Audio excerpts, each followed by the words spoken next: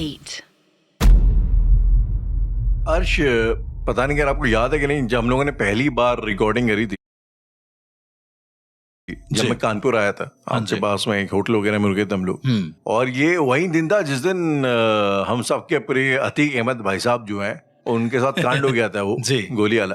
तो ये मैं, क्योंकि यार क्राइम व्राइम को लेके मुझे बड़ा इंटरेस्ट है जानने में, तो मैं उनकी स्टोरी वगैरह मैंने और थोड़ा खंगालनी शुरू करी। तो मुझे पता चला कि बातों बातों में जहाँ पे ये अतीक भाई साहब जहाँ टिके हुए थे नैनी जेल में, तो नैनी जेल में इलाहाबाद के पास वाली नैनी जेल के बारे में और नैनी स्टेशन के बारे में बड़ी लोगों की अफवाहें हैं। मतलब लोग बोलते हैं कि नैनी जेल में अंग्रेजों के जमाने में काफी ज्यादा जो हमारे ये शहीद क्रांतिकारी हुआ करते थे, काफी उस तादाद में वहां पे लाए जाते थे, बंद किए जाते। इलाहाबाद वैसे भी हमेशा से हिस्टोरिकली बड़ा पॉलिटिकली एक्टिव एक जगह रही है हमेशा से, तो वहां पे बहुत ज्यादा गिरफ्तारियां होती। नैनी जेल में बहुत ज्यादा टॉर्चर किया जाता था और उस स्टेशन पर लाइक लाते टाइम पे ही जो है उनके साथ बदसलूकियां शुरू हो जाती थी। तो इस चक्कर में अब लोग ऐसा बोलते हैं कि नैनी रेलवे स्टेशन में आज भी जो है लोगों की चीखने की, वंदे मातरम की, इस किस्म की आवाजें आती हैं। और कई लोगों का तो ये भी मानना है कि स्टेशन पर जो है लोग कहते हैं कि जो फांसी का वो नहीं होता जहाँ पे प्लेटफॉर्म खड़े होते हैं जी,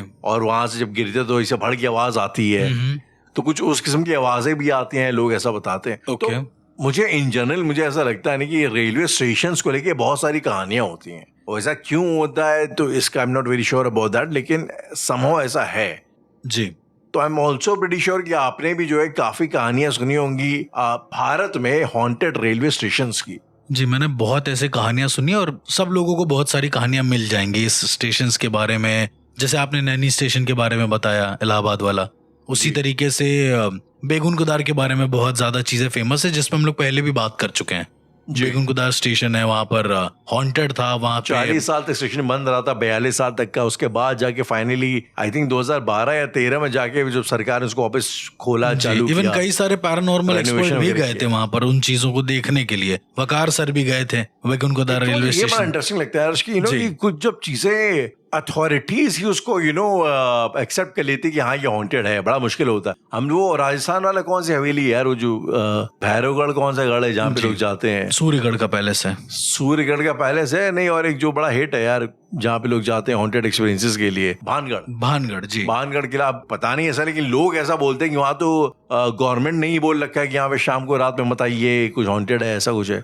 हाँ, मतलब ऐसा कुछ है क्या? ASI का सिंबल लगा रखा है, वो ASI ने अपना आर्कियोलॉजिकल सर्वे ऑफ इंडिया का एक बोर्ड लगा रखा है कि अच्छा, उन लोगों ने इस पर्पस पे ये नहीं बोला है कि ये जगह हॉन्टेड है या श्रापित है। ऐसा नहीं बोला। वो लोग ऐसा नहीं बोलते, अंधविश्वास कोई नहीं फैलाता। वो लोग बोलते हैं कि ये सरकार की प्रॉपर्टी है और पुराने जमाने का है, कोई नुकसान ना कर दे यहाँ पे लाके, कोई दीवालों पे कुछ भी लिख ना दे। वैसे भी अपने इंडिया में कल्चर है दीवालों पे लिखने वाला, कुछ भी लिख देते हैं। तो वो जो धरोहर है वो उनकी मेंटेन रहे, आर्कियोलॉजिकल सर्वे ऑफ इंडिया ये चाहता है। इस वजह से उसने एक बोर्ड लगा दिया कि भाई एक वैलिड समय है, शाम के 6 बजे के बाद आप नहीं जा सकते। हाँ, ये बोर्ड एक तरीके तरफ ये भी इशारा करता है कि ये यहाँ पर जाना खतरा है। खतरे, वहां पे ये भी लिखा रहता है कि खतरे का संकेत हो सकता है। खतरे का संकेत कैसे हो? इन द सेंस की पैरानॉर्मल वजहों से नॉर्मल खतरा भी हो सकता है, जंगली जानवर भी हो सकता है, खतरा भी हो सकता है। क्या नहीं, बिल्कुल जंगली जानवर भी हो सकते हैं राहुल, वो आपको खा सकते हैं, मार सकते हैं, फिर आप उसको पैरानॉर्मल रीजन दे सकते हो। दूसरा एंगल ये है कि पैरानॉर्मल भी हो सकता है, मतलब ये दोनों तरफ से सेफ है। अगर आप शाम के 6 बजे के बाद नहीं जाते हैं, सुबह 6 बजे के बाद जाते हैं, तो विच इज ओके, धूप है, अपना आपको दिख जाएगा क्या है क्या नहीं है। दूसरा एंगल ये है कि भाई भूत प्रेत से बच जाओगे। नहीं, पर जैसे फिर भी कुछ चीजें, अब मैं फॉर एग्जांपल मैं लखनऊ की बात करूं, ठीक है, लखनऊ में जो हमारा डीएम हाउस है, कोठी नूर बख्श उसका नाम था। वो बेसिकली एक पुरानी नवाब की कोठी थी, और वहां पे इवेंचुअली जो है डीएम हाउस बना दिया। तो कहते हैं कि वहां पे एक किनारा, एक कमरा ऐसा था जहाँ पे बेसिकली वो उस जमाने में जैसे जमींदार वगैरह होते तो कुछ उस तरीके का था, रिसालदार जमींदार की कोठी थी। वहां पे एक छोटी सी जेल भी बनाई गई, लॉकअप टाइप का, आप समझ लो जैसे आज के जमाने में लॉकअप होता है, और लॉकअप वगैरह था वहां पे। जाहिर सी बात है नवाब लोग टॉर्चर वगैरह करते होंगे, तो वो कमरा आज भी लॉक्ड अप है। और ये मतलब वहां पे ये बच्चा जानता है, जो भी लखनऊ का बाशिंदा हमेशा यहाँ रहा है या डीएम हाउस में जिसका आना जाना हुआ है, उस बात को अच्छी तरीके से जानता है कि यहाँ पे डीएम हाउस में फला कमरा जो है हॉन्टेड है, उसमें कोई नहीं जाता, अभी भी नहीं जाता होगा, तरीके से अभी भी नहीं जाता। और ये एक तरीके से गवर्नमेंट का ये है, मतलब एक्नॉलेज्ड फैक्ट है जी। जो हॉन्टेड है। तो ये बड़ा इंटरेस्टिंग लगता है कि जब सरकार ही जो है एक्नॉलेज कर दे रही कि यार कुछ तो भी हॉन्टेड चल रहा है यहाँ पे। हाँ, मतलब हॉन्टेड भी चल रहा है, और दूसरा ये कि अब जैसे वो बेगुन गोदार के बारे में बात हो रही थी, जी, बेगुन गोदार के बारे में बात हो रही थी, नहीं थी, चलती जाती थी, मतलब या फिर उस स्टेशन पे कई बार लोगों को एक लड़की टहलती हुई दिखी या कुछ ऐसा करके। तो राहुल, 1-2 बार होता तो समझ में आता, हर दिन किसी ना किसी को कुछ ना कुछ दिख रहा है हर दिन। अब अगर चोर भी होगा तो वो भेष बदल के मान लो टहल रहा है, चोरी के पर्पस पे टहल रहा है, ठीक है, तो वो कितना टहल लेगा? 1 दिन, 2 दिन, 3 दिन? ऐसा तो है नहीं कि रेलवे स्टेशन पे कोई बहुत बड़े मतलब कोई रईस आकर टहल रहे हो, वो आम जनता को भी मार रहा है। ये भी एक बहुत बड़ा खौफ हो जाता है। और दूसरा कि ऐसा भी नहीं है कि वो रेलवे स्टेशन की जो जमीन है वो उस इंसान की है जो एक चोर बन के मान लो मार रहा है, भूत बन के मार रहा है सबको। तो बट ऑब्वियस सी बात है, उसके पीछे कोई मोटिव दिख ही नहीं रहा है। जो आत्मा है वो सबको मार रही है, वो लड़का हो, लड़की हो, बूढ़ा हो, बूढ़ी हो, उसका मतलब लेना देना हो या ना हो, वो उसको मार रही है। तो कॉमन सा फैक्टर है कि जब इंसान नहीं कर रहा है तो कौन कर सकता है ऐसा, जिसको किसी से कोई मतलब नहीं। एक गरीब है जो रेलवे प्लेटफॉर्म पे टहल रहा है इधर उधर या पटरियों के थ्रू जा रहा है अपने घर, उसकी सुबह बॉडी कटी हुई मिलती है 2 हिस्सों में। तो गरीब से क्या लेना देना, उससे कितना पैसा ऐंठ लेगा कोई चोर, या खौफ कितना इस मतलब दिखा दोगे तुम उस गरीब का। आज को वो कोई साइको किलर हो, शौकिया मर्डरर हो, जो शौक के लिए। आपको एक स्टोनमैन करके कहानी याद है, जो एक स्टोनमैन किलर था? बताइए इसके बारे में। आई थिंक 60s या 70s में इसके ऊपर शायद फिल्म भी बनी, के उसमें हीरो है। तो एक स्टोनमैन किलर हुआ करता था जो कि रात बिरात जो फुटपाथ पे लोग सोते हैं बॉम्बे में, उनका एक भारी पत्थर लेके सर पिचका देता था यार, मार मार के सर फोड़ देता था। आउट ऑफ नोवेयर कुछ था उसका। रमन राघव जो बनी पिक्चर शायद उसी के ऊपर बनी हुई है। ओके। तो उसका नाम ही कुछ ऐसा रमन राघव था शायद, थोड़ा साइको टाइप का किलर था। साइको किलर था। वो कहते हैं कि वो मारता था पहले पत्थर से, या अगर कोई भारी पत्थर मार दिया एक बार में खत्म कर दिया अलग बात है। छोटे पत्थर से मार रहा है तो मारेगा, उसके बाद जो है एक बियर का कैन और एक सिगरेट वहां पी के जाता था। ओके, ये तो मतलब ये भी एक था उसका कॉन्सेप्ट कि मैं मारूंगा और मारने के बाद सुट्टा मारूंगा और एक बियर पीऊंगा, उसके बाद जाऊंगा। हो सकता है कोई बड़े इंटरेस्टिंगली, मतलब ये बड़ा अजीब सा एक सिनेरियो हुआ था कि जो वकार राज जी हैं, जिनके बारे में हम लोग मोस्टली बात करते रहते हैं, राइट, जो टेक्निकल हेड थे इंडियन पैरानॉर्मल सोसाइटी के, तो वो वहां पर गए बेगुन गोदार रेलवे स्टेशन। इवन मैंने टीवी में देखा भी उनका, मतलब बड़े चैनल पे कोई दिखा रहे थे, तो वहां पर न्यूज वाले बोल रहे हैं कि यहाँ पर कोई है भूत, आपको लग रहा है? उन्होंने पूरे स्टेशन की छानबीन करी पर उनको भूत दिखा नहीं वहां पर।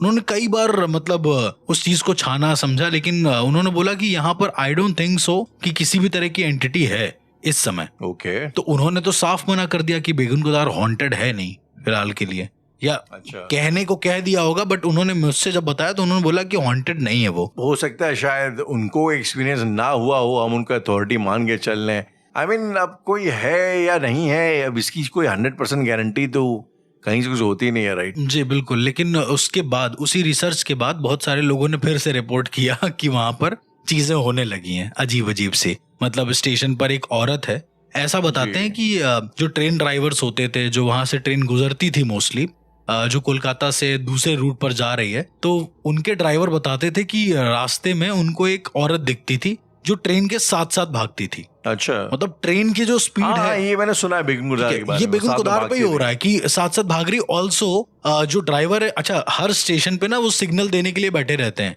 जो लोग होते हैं, हरा सिग्नल देते हैं, फिर लाल देते हैं अगर कोई दिक्कत है आगे स्टेशन में। तो उन्होंने देखा है कि एक औरत है जिसका सर नहीं है, बेसिकली वो सिग्नल दे रही है। मतलब आप ऐसे मान के चलो कि एक औरत है, उसके अंदर एक लाल बल्ब फिट है और वो पूरी जल रही है एक तरीके से, और वो ये सिग्नल दे रही कि आगे का जो रूट है वो क्लियर नहीं।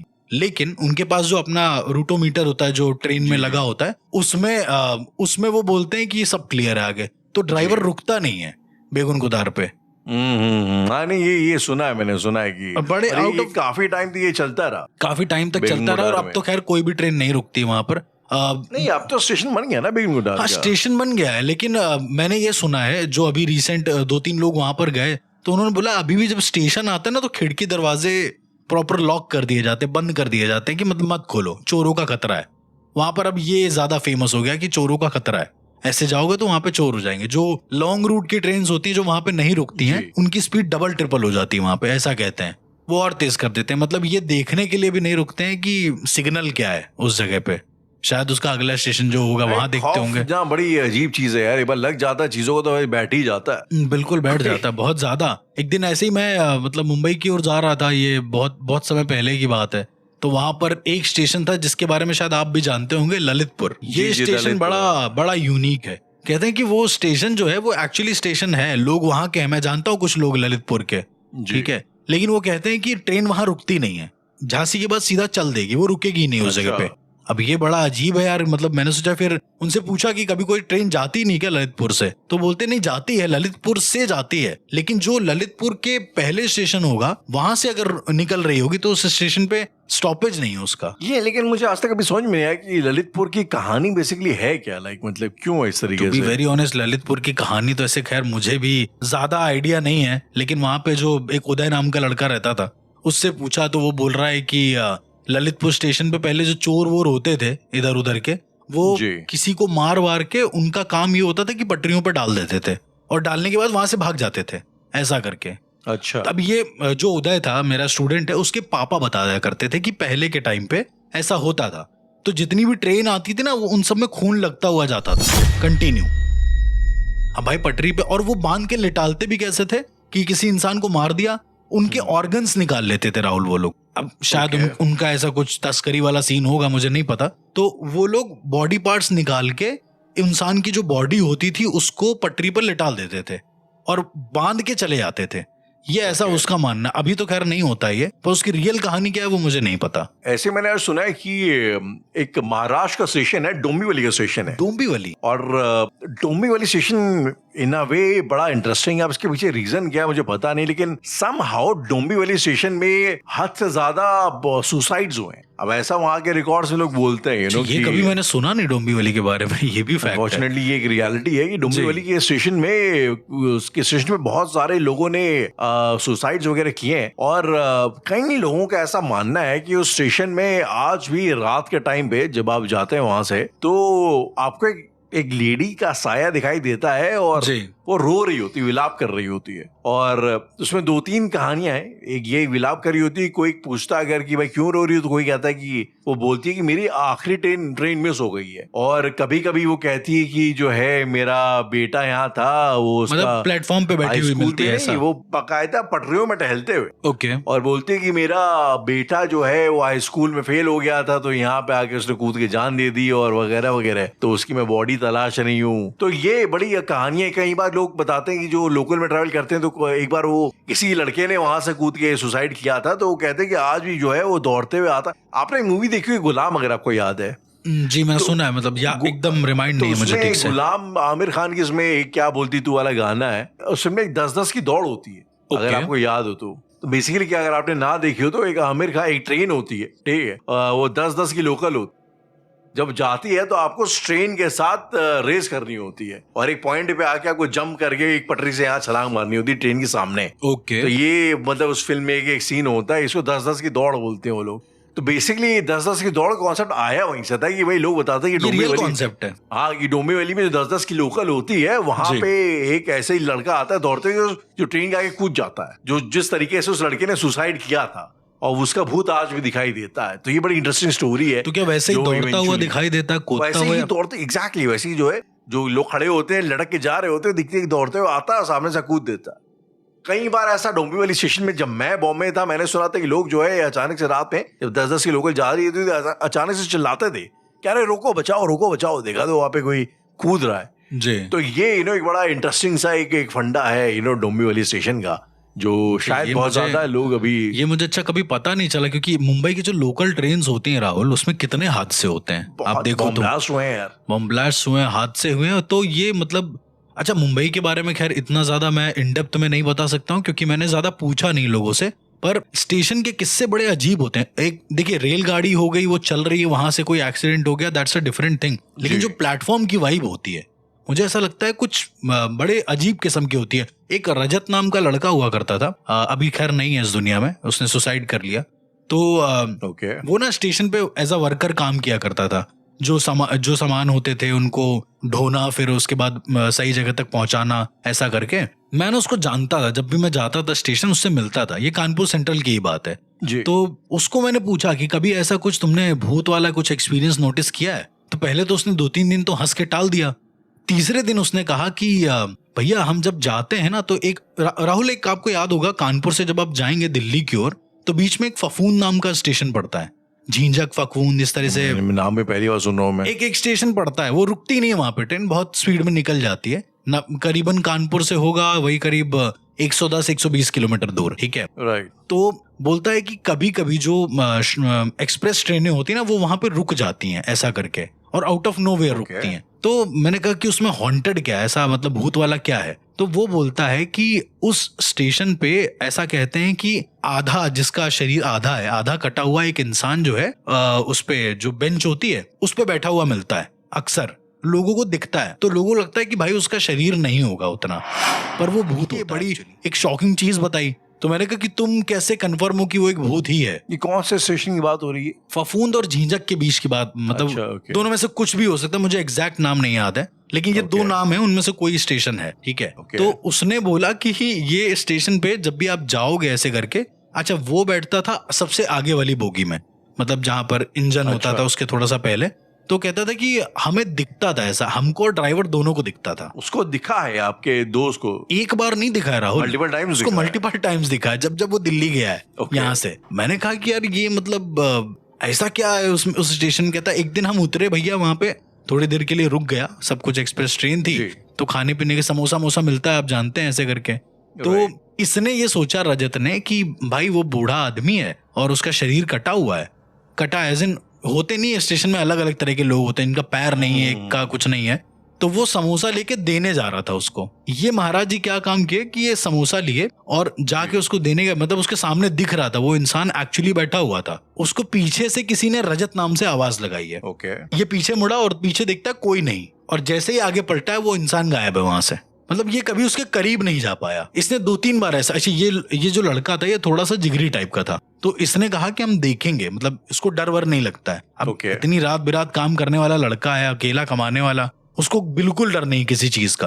तो उसने 2-3 बार ऐसा किया, बोला भैया जब हम पास जा रहे हैं किसी ना किसी रीजन की वजह से रुक जा रहे हैं, कभी मेरा फोन गिर जा रहा है जमीन में, तो फोन उठाने के लिए हम झुक रहे हैं, तो सामने वो बूढ़ा इंसान नहीं। कह रहा हमने जब पता किया वहां के लोगों से, तो वो जो स्टोरी बताते हैं वो ये है कि करीब 10-15 साल पहले कोई बूढ़ा इंसान अपनी बेटी को लेके जा रहा था स्टेशन पे, तो बेटी को तो उसने स्टेशन पे चढ़ा दिया, लेकिन उसका जो बॉडी है वो ट्रेन के उसमें जो बीच में गैप होता है ट्रेन और प्लेटफॉर्म के गैप में, उसमें फंस गई और ट्रेन चल दी, उसकी बॉडी कट गई आधी, ऐसा कहते हैं। तो वो आज भी जिस स्टेशन पे चढ़ा, जिस प्लेटफॉर्म से चढ़ रहा था, वहां पर बैठा रहता है, अपनी बेटी का इंतजार करता है, ऐसा आधी बॉडी लेके, आधी बॉडी ले, क्योंकि आधी बॉडी कट गई उसकी। जो आपके दोस्त का आपने जिक्र किया, उसकी डेथ कैसे हुई थी? मतलब आई थॉट उसकी तो नेचुरल हुई थी। हाँ, वो नथिंग रिलेटेड टू, नहीं, इससे कुछ रिलेटेड नहीं था। उसकी 1-2 साल बाद मौत हो गई थी, उसने घर में ही सुसाइड कर लिया था इस तरीके से। बट ये बड़ा इंटरेस्टिंग है ना कि अच्छा, ये मुझे लगता है ना, बात करने वाली बात भी है कि कई बार मुझे ऐसा लगता है कि लोगों की जो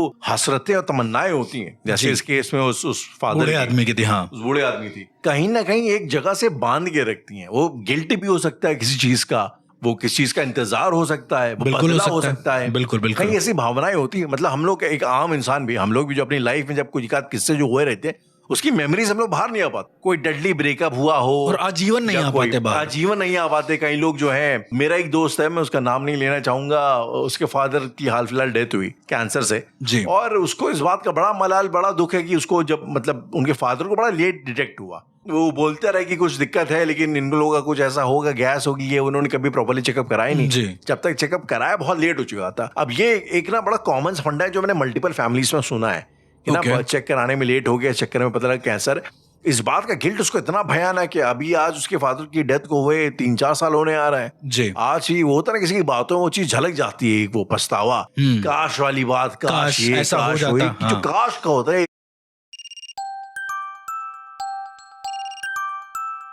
इस काश का आकाश जो है ना, आपको बहुत लंबे टाइम तक रपाता है जी। जैसे जो बड़ी स्टेशन है कि मतलब एक टनल है, वो एक टनल है, हाँ जी हाँ जी, वो टनल है बैरोग स्टेशन के पास, हिमाचल प्रदेश में, शिमला के पास ही है। और वहां पे उस टनल का नाम है बैरोग टनल, और ये नाम दिया गया है कर्नल बैरोग को। ओके, अब बड़ी इंटरेस्टिंग कहानी है। कहते हैं कि 1898 में जब अंग्रेजों का राज चल रहा था, तो कर्नल बैरोग के कर्नल हुआ करते थे, जो कि इंजीनियर भी थे, तो उनको टास्क मिला था कि शिमला के पास जो है एक रेलवे ट्रैक डालनी, छोटी लाइन का, जिसके लिए टनल बनाना है, एक पहाड़ को काट करके छेद में से टनल बनाना है। अब इन्होंने कहा चलिए ठीक है भाई, इन्होंने भाई अपनी टीम वगैरह तैयार करी जी। अब कर्नल बैरोग ने ये प्लान बनाया कि मैं जो है दोनों एंड से खुदाई करूंगा, ठीक है, और दोनों तरफ से, हाँ, एक पहाड़ समझ लो आप, गुफा के 2 टनल हैं, तो एक इस टनल से, एक इस एंड से खुदाई करेगा अंदर, और एक इस दूसरे एंड से सुराख करेगा, और दोनों जब एक जगह मिलेंगे तो अपना टनल कंप्लीट हो जाएगा।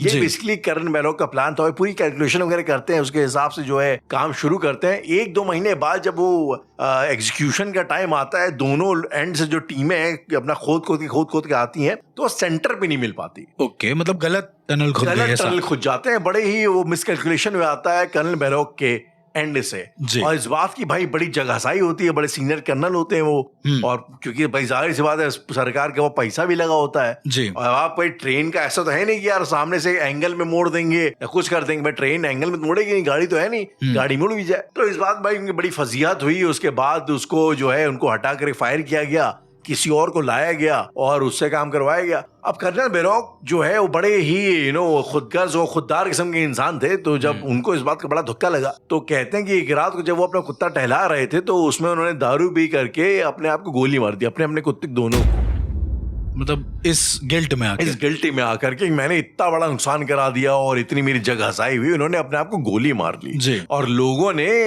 उनकी जो लाश है उसको उसी जो अधवना टनल था उसके पास जाके दफना दिया, उनकी याद में, उनके सम्मान में। चलो भाई, इंसान डिजर्व्स रिस्पेक्टफुल लास्ट राइट्स।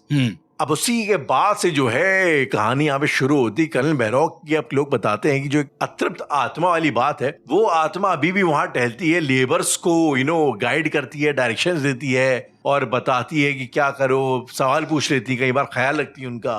नहीं तो वो जो कई बार वो जो है लेबर्स को सॉरी भी बोलती है, ये सॉरी जो है मेरे वजह से ये हुआ। अच्छा, तो वो जो टनल है वो बन गई है क्या? अभी नहीं बनी? बाद में कोई और इंजीनियर आया, उसने कंप्लीट किया। और आज भी जो है लोग कहते हैं कि उनकी जो आत्मा पे जो है टहलती है और वो सॉरी बोलती है लेबर्स को, इंजीनियर्स को, कि सॉरी मेरी वजह से गलती हुई, या जो भी है उनको गाइड वगैरह करती है। लाइक अ गुड आत्मा, तो परेशान नहीं करती ज्यादा, लेकिन ये किस तरीके से अपने होने का एहसास दिलाती है, होने का पूरा एहसास कराती है। या उसको एक जो गिल्ट वाला फैक्टर है ना, उसको गिल्ट वाला फैक्टर मरने के इतने सालों बाद भी है, ऐसा लोग बोलते हैं। तो मुझे ये बड़ा फैसिनेटिंग लगता है कैसे आपके इमोशंस जो है ना जाने नहीं देते आपको। हम कई बार अपने इमोशंस की ताकत को शायद खुद समझ नहीं पाते, कैसे कई बार वो एक मतलब नॉन फिजिकल उसमें भी रेल में भी कितना सिग्निफिकेंस रखते हैं आपके इमोशन। बिल्कुल राहुल, अभी हम लोग थोड़े दिन पहले बात कर रहे थे कि आत्माएं कब मुक्त हो जाती हैं, कब उनको इस धरती से जाने का एक सिंबल होता है कि भाई वो चली जाती है, मुक्त हो जाती है हमेशा के लिए। तो हम लोगों ने ऐसा भी बात किया कि कुछ आत्माएं हैं जो परमानेंटली नहीं टिकती, उनका एक टाइम होता है, लिमिटेड टाइम होता है, उसके बाद वो चली जाती हैं। पर मैं आपको ना एकदम शुरुआत में ले जाना चाहूंगा, जब हम लोगों ने पहला एपिसोड किया था नॉर्मल वर्सेस पैरानॉर्मल वाला राहुल, तो उसमें हम लोगों ने ये बात करी थी कि एक पाश होता है जो पैर के अंगूठे से बांधते हैं यमदूत और लेकर जाते हैं, कॉन्सेप्ट होता है। और कुछ स्पिरिट जो होती हैं इस चीज से मुक्त हो जाती हैं, क्योंकि उनके जीवन में उनकी जो मौत हुई होती है वो बड़ी ऐसी सिचुएशन में हुई होती है कि उन्हें कुछ करना था पर कर नहीं पाए समहाउ, तो वो इस दुनिया को छोड़कर कभी जा ही नहीं पाती हैं। मेरा ऐसा मानना है, कभी मतलब कभी भी नहीं जा पाती हैं। जैसे आपने अभी ये कर्नल जी के बारे में बताया कि वो इस दुनिया से फिर जा ही नहीं पाए, और आज भी ऐसा करके लोग करते हैं। राहुल, एक लुधियाना के पास एक छोटा सा स्टेशन है, एग्जैक्ट मुझे नाम उसका नहीं याद है, ये कहानी मैंने सुनी है अपने दोस्त से जो लुधियाना का है। तो वो बताता है कि एक सुभाष नाम का एक क्या बोलते हैं टिकट कलेक्टर था। टिकट कलेक्टर क्या मतलब, वो टिकट्स बेचता था, जो बाहर टिकट्स होते हैं ना, जो देते हैं ब्लैक में, जो टिकट देते हैं जी, कोई ऐसा होगा। 2004 वार की बात उसने बताई कि इस नाम का कोई बंदा था, तो वो अपनी ही टिकट करके मतलब जा रहा था कहीं, किसी जगह पर जा रहा होगा, और स्टेशन में उसकी मौत हो गई, हार्ट फेल हो गया उसका चढ़ते समय ट्रेन, मतलब ट्रेन चढ़ भी नहीं पाया।